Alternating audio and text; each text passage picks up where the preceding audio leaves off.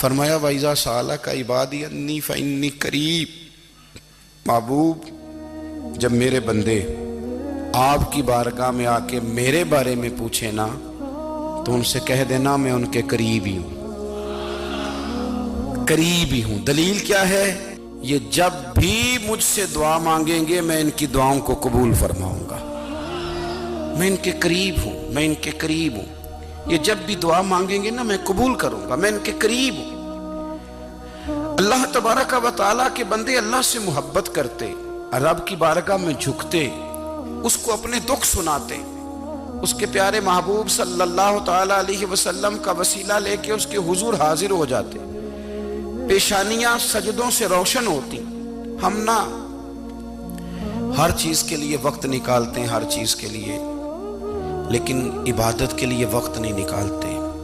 ہر شے آباد ہے، ہر شے، ہماری فیس بک بھی آباد ہے، واٹس ایپ بھی آباد ہے، ہمارے ٹویٹر بھی آباد ہیں، ہماری ہر چیز آباد ہے۔ سب سے کم آباد ہمارا مصلی رہ گیا ہے، سب سے کم۔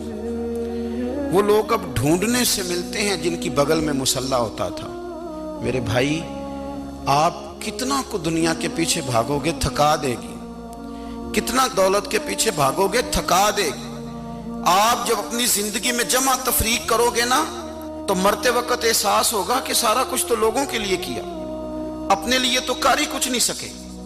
اور ہم عبادت کے معاملے میں بہانے بازی بھی کرتے ہیں۔ ہم کہتے ہیں اوہو رزق کمانا بھی تو عبادت ہی ہے نا، تو میں حلال روزی کے لیے جا رہا ہوں، یہ بھی تو عبادت ہے نا۔ میری طرح کے لوگ کہہ دیتے ہیں کہ میں سویرے اٹھ کے مدرسے میں کچھ اسباق دیکھتا ہوں تو یہ بھی تو عبادت ہے، میں بیان کرنے کے لیے مطالعہ کرتا ہوں تو یہ بھی تو عبادت ہے نا، اتنے لمبے سفر کر کے ملک میں دنیا میں گھومتا ہوں تو یہ بھی تو میں عبادت ہی کر رہا ہوں۔ اب اسپیشل نفلوں کے لیے وقت کس طرح نکلے، اسپیشل کر کے تسبیح میں کیسے چلاؤں، میں سارا کچھ ہم بہانے بنا لیتے ہیں نا۔ میرا سوال یہ ہے کہ یہ ساری باتیں صحابہ کو، نبی کریم کو، دیگر لوگوں کو بھی تو پتہ تھی نا، لیکن آپ غور تو کریں، 23 سال حضور کو وقت ملا، مختصر وقت ظاہراً تبلیغ کرنے کے لیے، پوری دنیا میں دین بھی پھیلانا ہے۔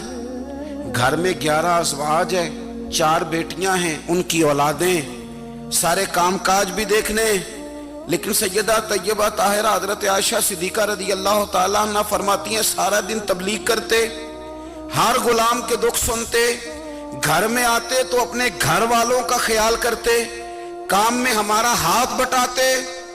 قربان جاؤں، کہتی ہیں زمانہ سارا سو جاتا لیکن آمنہ کے لال مصلی بچھا لیتے۔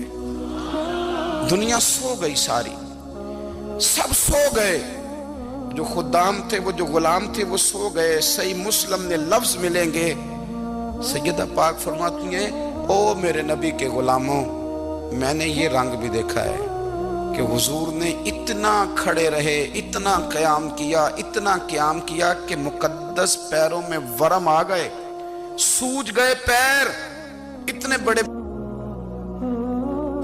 دل پہ ہاتھ رکھ کے نہیں بتا سکتا کہ میرے کبھی نماز میں پیر سوج گئے، کوئی نہیں بتا سکتا۔ بچوں کی روٹی کماتے تھک گئے بات الگ ہے، ہم سیر کرنے گئے تو تھک گئے بات الگ ہے، لیکن عبادت